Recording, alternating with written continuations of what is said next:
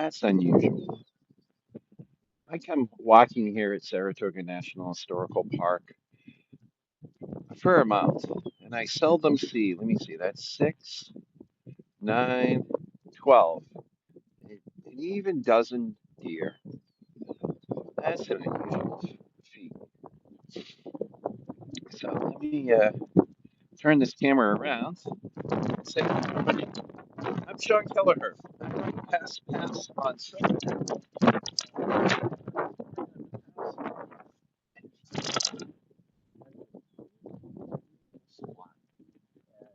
Our National Historical Park, Saratoga National Historical Park. I saw the sunrise. I saw the sunrise. I said, oh, this would be a great spot to do my morning live. Say hello to everyone, share a little bit of history. And then I saw all those deer, and it'll continue to move on. That's kind of special. So, what do I have for you today? Well, yesterday I would say that we had another sellout. We certainly took. Um, I gave that talk to the Friends of Grants Cottage. It was their annual meeting, and I walked into the room, and there were about 40 chairs set up. And I thought, oh, that's interesting. You know, I have no idea who's going to show up. So we'll see how things go. And needless to say, in that Roosevelt building, they took every chair that they could find. And they had to set that up in the room.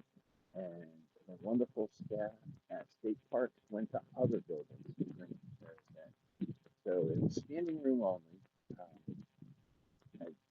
I heard I did a nice presentation. I hope so. If anybody was there and wanted to leave me a note, I would certainly appreciate that. Um, and that was round one. Round two is Tuesday night at the Gateway Visitor Center. That's a smaller venue, and that's sold out.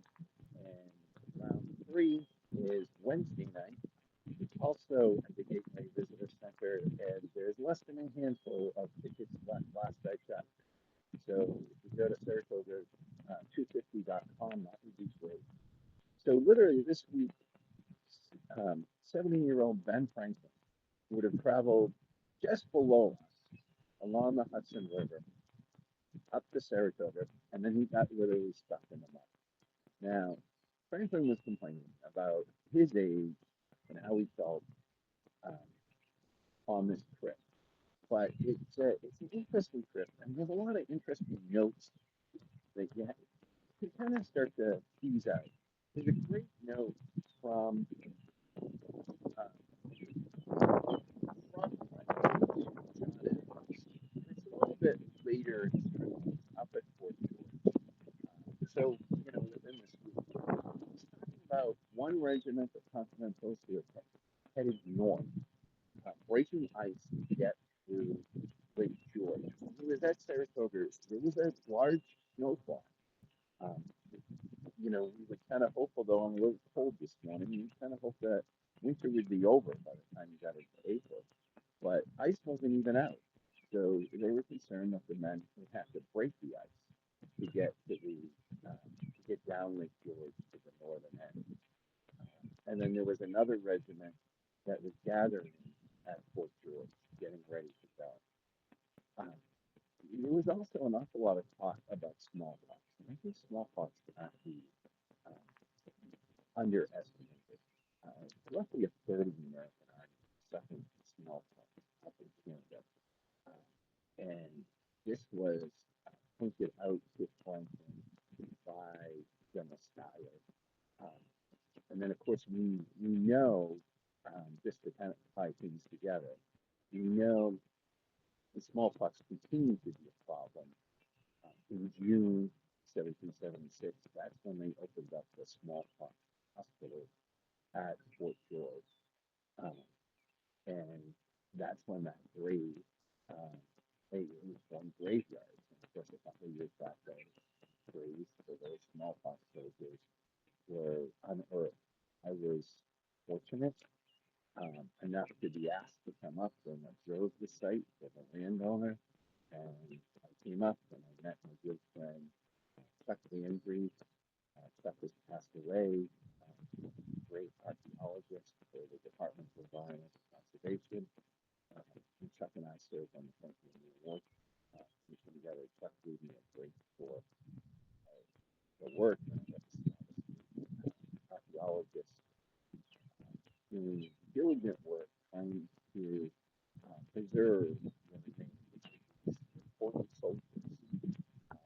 So myself and a number of us are really, really looking forward to the Lake George Battlefield Alliance big program planned the Friday of Memorial Day, where they're going to repose and return those soldiers that were from that cemetery.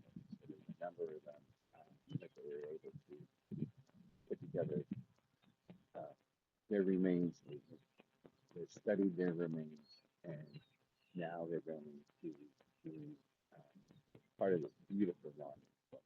We're really looking forward to doing that. It's not very often to get to honor active soldiers lives.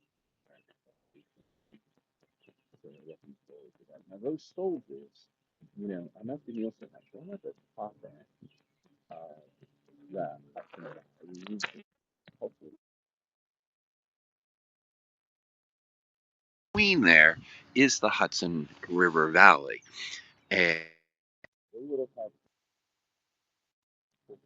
they would have had to move right through that terrain to accomplish it. Um, so this would have been a very, very active area. And that's what I have for you this morning. I don't see here anymore. I think they've moved on. But I wanted to share this beautiful little sunrise, beautiful national park we have here. I look forward to seeing you folks again in the future. So I do. I'm the most humble and obedient servant, John Kelleher.